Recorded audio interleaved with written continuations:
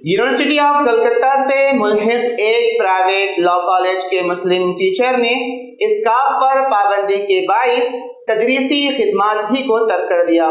तफसीलात के मुताबिक संजीदा कादिर, जो कि एक गुज़िश्ता 3 साल से LJD लॉ कॉलेज में अपनी खिदमात अंजाम दे रही थी, ने बताया कि उनको गुज़िश्ता चंद दिनों से मुबीना तौर पर इस्काफ के इस्तेमाल पर हरासां किया जा रहा था, जिस पर इन्होंने ये हतमी इक़दाम लिया और 5 जून को अपना इस्तीफ़ा पेश कर दिया, जिस पर LJD लॉ कॉलेज के अहदेदारों का कहना है कि ये सब कुछ बाज़ गलत फहमियों की वजह से हुआ है और हमने संजीदा कादिर की गलत फहमी को भी दूर कर दिया है और अब वो मंगल यानी 11 जून से रुजू बकार होगी।